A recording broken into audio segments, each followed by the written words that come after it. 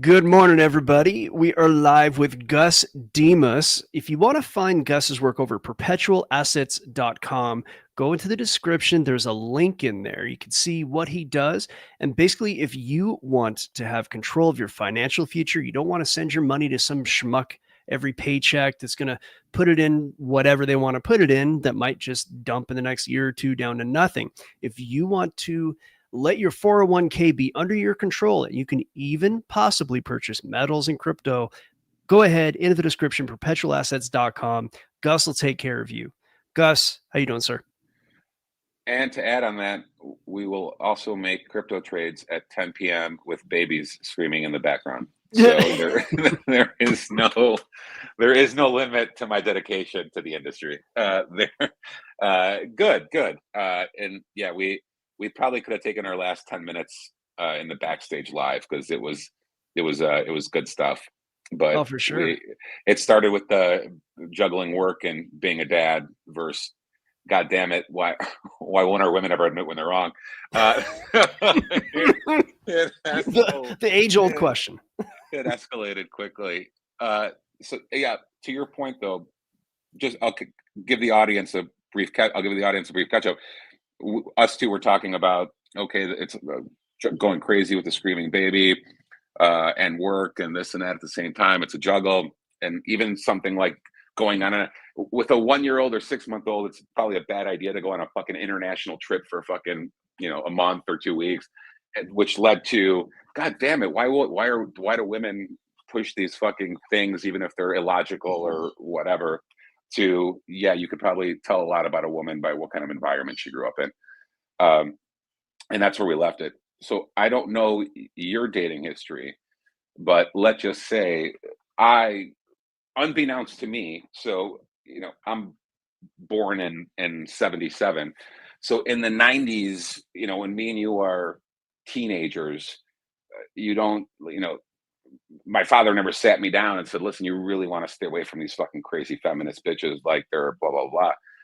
Because there was no, first of all, he was a Greek immigrant, but there was no like formal understanding of, this is before we kind of defined what all this woke bullshit is, all this feminazi shit, we always knew that, yeah, there's some crazy bitches out there, but if I'm being honest, a crazy bitch always turned me on a little bit. I'm like, oh, she's a fucking crazy. She reminds me of my mom's crazy too. This is kind of this is Freudian, I guess.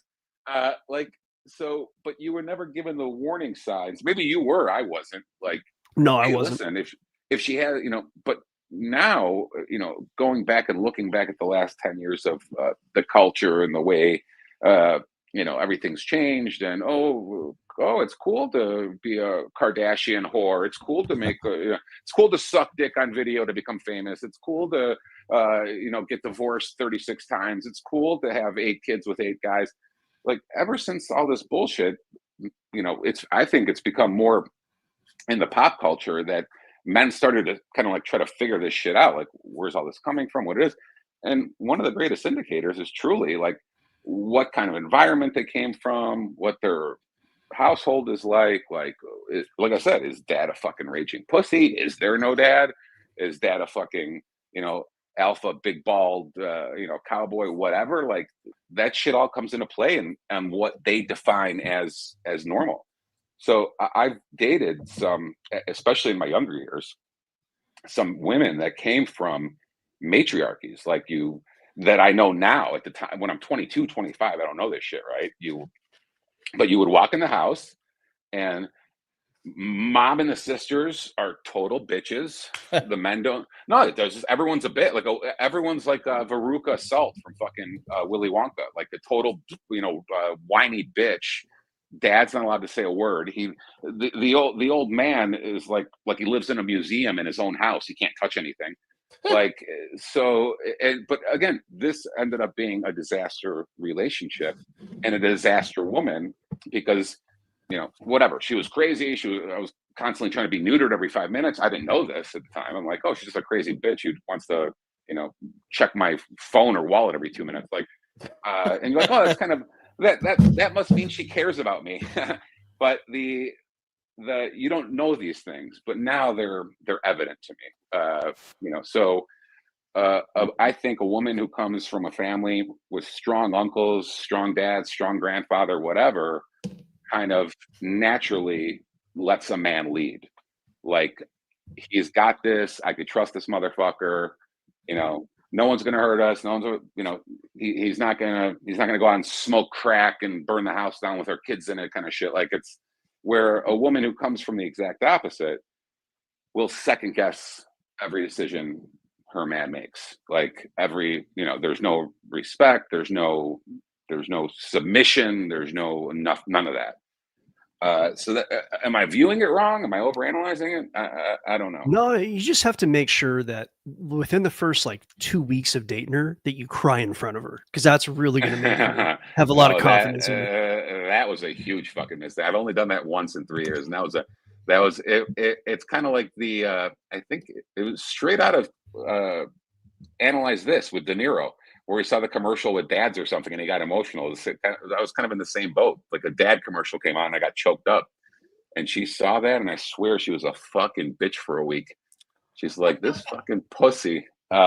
Anyway, but you're not wrong. I don't know if you feel this way, but I could sit down at a dinner table you could sit me down with 5 couples, and within 5 minutes, I'll be able to pretty clearly articulate the power dynamics of each of those couples, just based on who does the talking, their body language, the snip, very quickly. Like, it's very easy to see, and if you've seen it enough times, in both directions.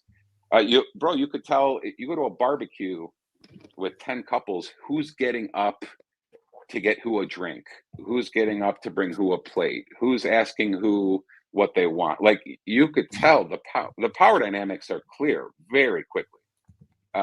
So again, maybe I overanalyze things, or I'm just a noticer. But these things are pretty clear pretty fast. No, I don't think you're overanalyzing it. I think you're dead nuts on. I mean, it's pretty obvious. You know what I'm talking about, right? Or what Gus is talking about. It's gonna be pretty clear. Yeah, absolutely. It's going to be pretty clear what the dynamic would be. Like, if she bosses him around, if she nitpicks because he put his fork in his hand the wrong way, Yeah, exactly. Who's bringing who what? Who's serving who's trying to please who has to ask permission to do things? All these, like, you want a hyperbole example. Remember the dentist in The Hangover? the movie The Hangover, where Right. He's got the bitch wife where she go fuck the bartender on the cruise, but he's not allowed to be out of her a cell phone radius for 2 minutes. Like, it's just, again, that's hyperbole, but that's an example. You could tell when a guy's totally fucking fucked, and you could tell the other way. You could tell in an Ike Turner situation. If the bitch, I was just once sitting. It was straight. This dude might have been fucking straight up like either a billionaire or mafia or something. I don't know. But I was at there. I think it's called Jardine. There's like this breakfast restaurant in the Encore Hotel and Casino in Vegas. And there was this fucking like 60-year-old tan dude in a sport coat, mafioso motherfucker, like 60 years old, and he was sitting across from a fucking 30-year-old, and she was like a fucking 9 or 9.5, smoking fucking bitch, half his age. But I swear to God, she looked like a fucking racehorse with blinders on. She wouldn't look at the waiter. She wouldn't look anywhere except for her pimp. Meaning, like, but the power dynamics were clear as day. Like, this guy was her this guy's the boss. Like, and she was straight up, like, overly respectful. Like, she wasn't giggling or playing, but she was at like full attention. She looked like a fucking mannequin, like, propped in his direction, and wouldn't, but that's an example of power dynamics in the exact opposite direction, if that makes sense. But you could analyze them very quickly. That's very true. That's very true. And V, before you jump down, we were just simply talking about the juggling of business and fatherhood, and how wives and girlfriends and the rest could sometimes make it more difficult or easier or whatever. And this is my first time going through it, so that's been the juggle for me the last 10 months. I think we were talking about this, V, like, and this kind of segues nicely into why society is rotting. And quite frankly, and this is kind of what I said before we went live, the 19th Amendment, we're screwed if we can't get rid of that, and we can't get rid of that. Like, we're cornered at this point. So I don't know.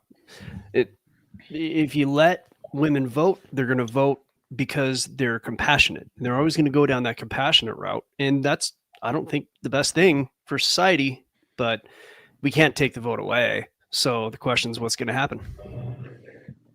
The issue is that not only on one hand, culturally, they've convinced them that there's no more glamorous future for them than a refrigerator full of white wine and a house full of cats. So they've painted this dream for them. Go to your shitty marketing job, try to suck as many dicks as you can during the week and on weekends. Like, oh, by the way, yeah, I've made the joke forever because it's fucking true. Like, do you know the balls it takes to make a show like Sex and the City? Like, to try to convince women it's awesome to be a whore until you're 80. Like, the nerve and the audacity, like, oh, look, just run around sucking dick till you're 90. Like, the audacity of it all was just like, okay. So culturally, they're like, yeah, be a whore, get a shitty marketing job. And they never explain how the shitty author in New York has a $3 million apartment either. But again, get a shitty marketing job, get a bunch of cats. There's nothing better really than just drinking wine with your girlfriends all day. Like, and then on the other hand, they're like, by the way, these straight white dudes, they got to die. Like, by the way, we got to vote these fucking guys into slavery. So yeah, it's gonna be difficult between the cultural aspect of it, bro. Think about even the female superheroes we had growing up. Oh yeah, like we didn't care, and they were hot. Like, imagine, dude, look at Angelina Jolie in Tomb Raider. Like, did anyone get offended? No, like we didn't. Like, so it was a smoking hot, girl hero or whatever, and we're like, yeah, no problem, whatever. But they even turned, like, the last 10 years, they've even turned them all fucking disgusting. Like, so now you have to be ugly and a girl boss, and like, so it's like, really, like, yeah, I don't know how we get out of that hole. It's and they make up such a large segment of the population. Like, it's like, okay, so they are the majority voting bloc. So I don't know if there's any digging our way, bro. I've argued with about this, V. Like, you could argue feminism is what led to Argentina's destruction. Like, the whole Evita Peronian feminist bullshit. That's when the country, there's a GDP economic chart of Argentina leading up to leading up to Perón and Evita, and then everything after. And then it's just the straight shot up of GDP, and then women's right to vote, and everything tanks. Like, it's like, go be a bisexual whore. Everything's gonna be amazing. Like, so no, dude, I don't know. Are they just naturally more easily manipulated, and they use the nurturing sales pitch as a manipulation? I don't know. Yes. The answer is yes.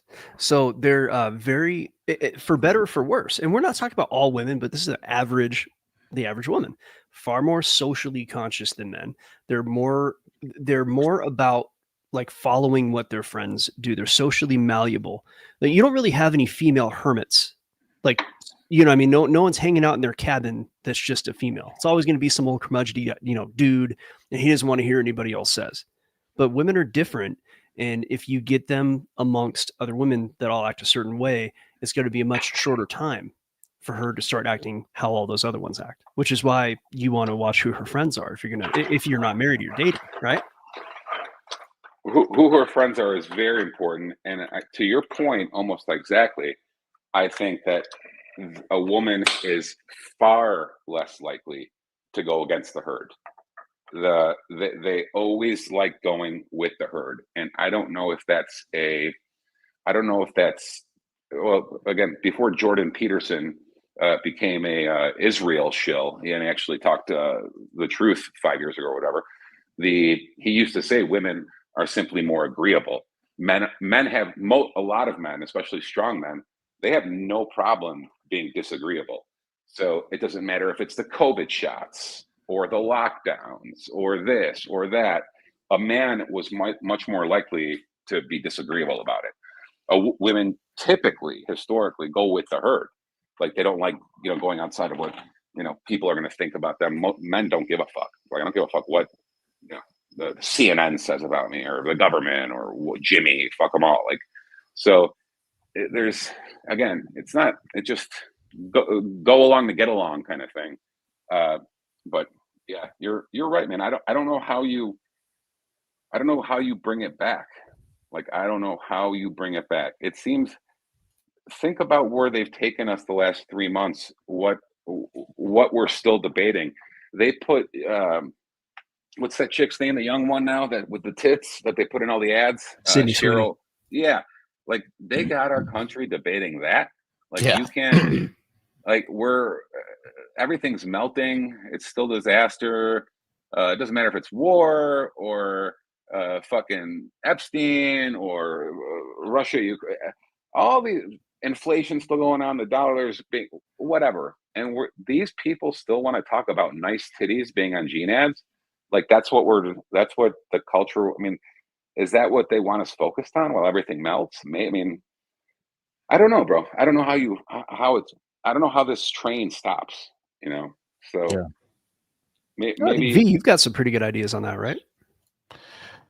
I mean, I don't think there's a political solution to this. I think the two outcomes will be we go into some sort of an economic collapse, and hopefully, we, the good guys or those who have the country's interests first and foremost, emerge on the other side of this whole entire thing and forge the culture and the mindset and the ethics to move this country forward. That's option A. The other option is as Ian Burlingame always says, the only real currency in the world is violence. It's one of those two. There's that great excerpt in the show Game of Thrones with Cersei and Littlefinger. When he said information is power, and then she had the guards getting ready to chop his fucking head off, and she goes, "No, power is power." Exactly. No, you're right. It's at the end of the day, they're love or hate him. I saw recently. I forget his name. Aaron something. He was on Tucker, and he was like, a Caesar. And Jesse Kelly's argued this for a year. A Caesar scenario might be inevitable. Maybe not in the next 5 years, maybe not in the next 10 years, but at some point a strong man will occur. Like someone who doesn't give a fuck what Congress says, CNN says, the courts say, like a Caesar, like I'll cross the Rubicon. And the question is, from which direction will he come? So this strong man, will it be a Gavin or will it be someone so you don't know where the Caesar's coming from and where he leads you to. So a collapse is one scenario. A dictator's another, a dictator who just ignores all of it. Like, oh, you're going to protest. How about we just mass incarcerate everyone? Like, how about that? How about we start, like I've often made the Pinochet joke. How about we just start dropping you in volcanoes? Like, how about that? Like, you still want to protest? You sure? Like, so it's one outcome. I don't know, bro. I don't know if it happens in our lifetime. Like, based on what we've observed, the docility, even the protests, bro. Even the protests from the left. V, you often say like they have balls.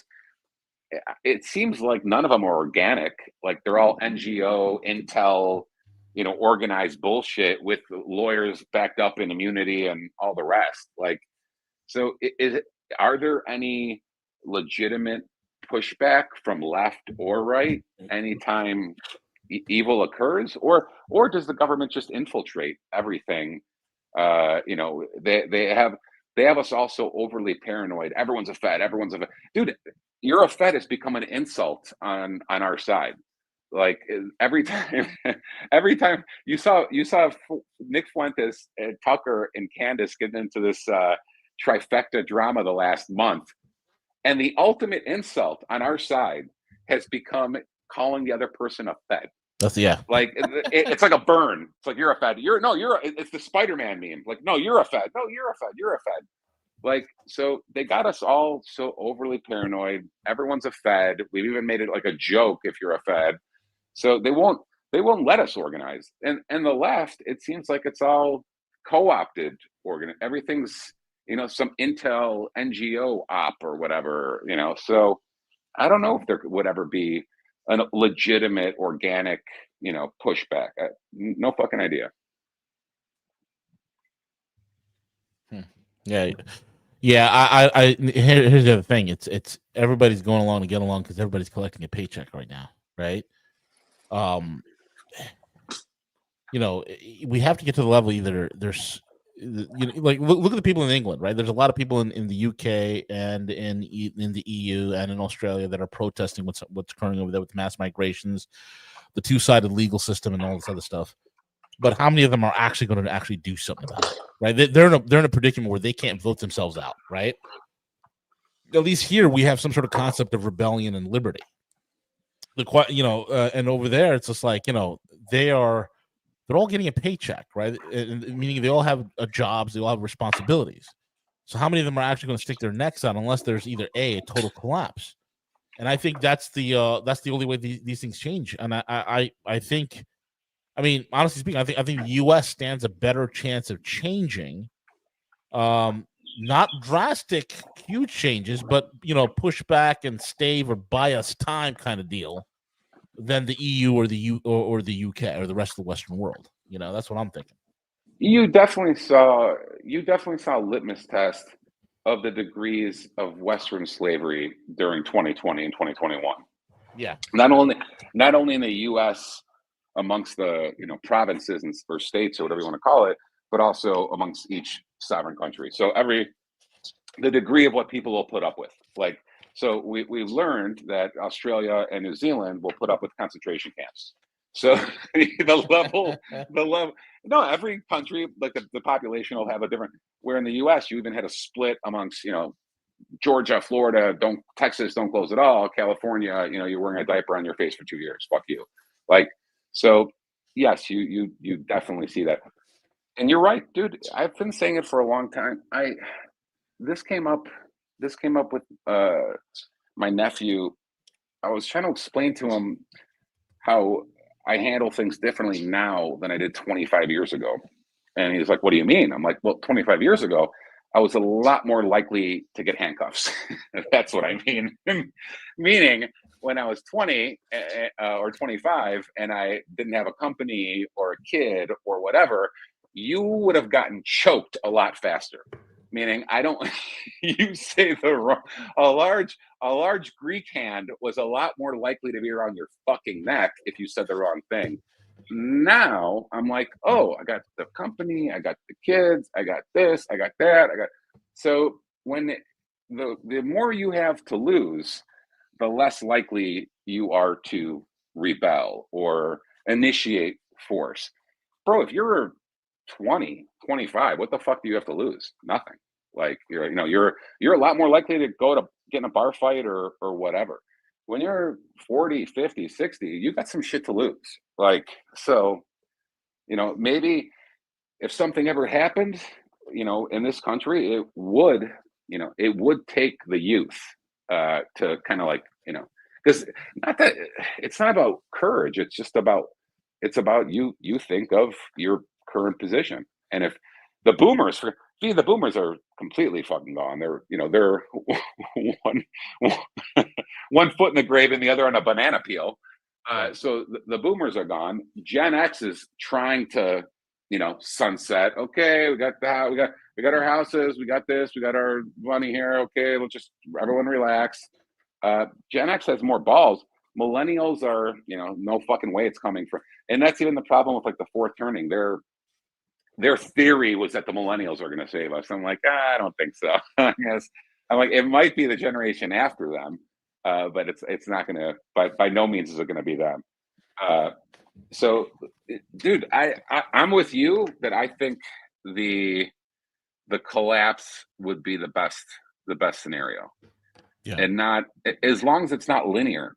If it's linear, the population, that's the problem right now since 2008. It's been slow motion where people, the average normie thinks gold and Bitcoin have just been good investments. It's like, not really. What's going on is your currency's collapsing. Yeah, oh my God, houses are so expensive. Oh my God, Bitcoin's this. Oh my God, gold is this. Oh my God, look what it costs to buy a fucking BMW now. Oh my God, look what a fucking paddock cost. Oh my God, look what assholes. Your currency's big. Like if you don't have assets to protect yourself, they're burning your currency. Correct. It's not 300% a year yet, but it's everyone always argues, oh, what's CPI? What's this? It's like, it doesn't matter what CPI is. Look what the Magnificent Seven's doing. Look what Bitcoin's doing. Look what the houses are doing. Look what has a Rolex or Patek collapsed in price? Fuck no. Like, so maybe there's been a correction or something, but yeah, gold's at 3,600 now. It's like, no, bro, the dollar's dying, and it's not dying at 3%. It's buying at 3% for a fucking tomato and an egg. It's not dying at 3% for assets where people go to protect themselves. So, but it's linear. It's not fast enough where the population grabs the pitchforks and is like, wait a minute, what the fuck? Like, so we'll see. Like the youth have nothing to lose. Like, me, you, our parents, the boomer, whatever, houses, assets, okay, no problem. You're 20, 25. There's enough of those fucking dudes. They got some problems. They would have some fucking problems. If it happens exponential. Linear is how they pulled it off in Japan. That's why you didn't have a rebellion in Japan the last 25 years. Because it was so slow, and you're all going to be peasants in good time. We're making you peasants. We're making you peasant. We're going to stuff 10 of you in an apartment. You're going to be peasants. But it wasn't fast enough for the Japanese to revolt. So they just accepted it. And that's always the goal. Don't rock it too much. Nice and slow. Yeah, exactly. It's the slow boil. It is. You predicted it a long time ago. It might be a simple inevitability that China's the future. Like the East is there's no. It's not a matter of patriotism or whatever. It's a matter of the empire did what empires do. They whatever, and now they're gonna squeeze and rob this place blind, whatever, and then the next empire is ready to take over for 50 or 100 years, where the futures of finance 50 years from now might be Dubai, Hong Kong, Singapore, Beijing, blah blah blah blah blah, and we're left like a satellite off, like New York and Miami and San Francisco and Los Angeles are like modern London or whatever, where it's just a couple of blocks of oligarchs and around with fences around, and peasants and crime everywhere else. I don't know.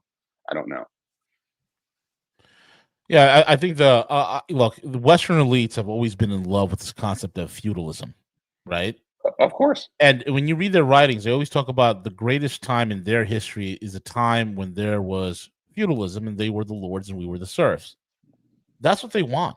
That's what we're returning to, some sort of a neo-feudalistic future, and that's what these psychopaths want, because that's why all these Western countries are on some sort of a managed decline, a program. They're on some sort of managed decline program. They're deindustrializing themselves. They're bringing in migrant populations where they're impoverishing everybody, and the very few elites are on top. They think that's the future. These people are absolutely demented because these are people that don't have anything. They don't create anything. They don't do anything. They're not captains of industry anymore. There's none of this shit, right? And so there's no way to reindustrialize that puts, reindustrializing a country puts them at a detriment. It puts them at a disadvantage. keeping it financialized and speculative is something that is great to their, it plays into their wheelhouse, so to speak, right? And I think that's what we're facing here, man. I don't even think the serfs in the Middle Ages paid 50% taxes. If I'm being honest, we'd have to plug that question into AI for clarity. But I between the taxes, the inflation, the nickel and diming regulation, yeah, it's outlandish. It was hard enough for us to get ahead. When, and again, this is when assets were significantly cheaper. Think about going out into the world now at 22 or whatever, and the degrees are fucking used. Dude, you've seen those memes where they where it's a manager talking to like a 22-year-old in his first job in front of a computer, and he's like, "Oh, just do what they taught you in college." And then the brain thinking over it was a rainbow flag of the 22-year-old kid. Like, they're not, when the youth can't go out and make a decent living, support, a wife, a kid, a house, whatever. Yeah, you're gonna have some problems. And me and you have talked about this forever. No, there is no industrial anything here anymore. It's all right. It's all dick pic bullshit apps. Like, it's like, okay, bro, even the Magnificent Seven. It's like, really, what do I need Facebook for? Seriously? Like, for what? To what? Zuck spying on me? Really? Like, is that worth $1 trillion? Really? So no, it's not. People, I've heard it pushed back, like, oh, Americans won't even take industrial jobs. It's like, are you sure? Like, if they have no choice, it's like, will they go work in a factory again? I don't know. Will they be replaced by robots and AI anyway? Like, again, I don't know. You've been saying Dubai and Singapore for a long time, and that's not a crazy place to look in case it goes bad here. In case it goes bad. Well, it could go bad pretty quick. Apparently, there's a article just out. It says Republican Rep Nancy Mace justified Trump and signed the massive mass econ petition to release the full Epstein files after she suffered a panic attack and ran out of the meeting with Epstein's victims in tears. We have videos of that. Wait, what? Yeah. Click it. We have a video of this. If I can grab I'll put it on the thing here. Yeah. 1 second. So the cover up is collapsing. There, got it. So I didn't have the link ready to go. You mean despite being threatened by Israel, some of these politicians can't bear the weight of children getting molested on film? Apparently. Wow. Look at this. Finally. Wow, she's in tears, man. Holy shit. Yeah, she's not happy about it. So apparently she was in a meeting with the victims, signed a petition. I don't know how many people will sign this, how many signatures are needed, but this is definitely a departure from, what's being done. Yeah, she's not happy about it. I don't know, guys. Did she find her soul? I think so. I think you can't say that there's no there are no clients to Epstein. I think people are looking for an actual physical list. I mean, and you can make the argument, oh, there is no list, right? I mean, why would a sex trafficker keep a list, right? But there is a dossier. There is some sort of a document or database or something that there's no way this guy didn't traffic to nobody. He trafficked to people, Well, and more importantly, for whom? Like, so everyone's like, oh, who are the clients? Who's the list? Who gives a fuck? Who is he working for? We all know who he's fucking working for. Like, right. So everyone's so focused on, oh, we got to put Clinton in jail. Like, wait a minute. The Israeli government was blackmailing all our politicians. Like, let's cut the bullshit for a minute. Like, we got to track down Bill Gates. Like, dude, Israel is blackmailing your politicians and CEOs to suck by molesting kids on film. Mm-hmm. Like, this is let's live in reality, and that's what they can't come out and say. It's not only that, oh, we're going to destroy lives.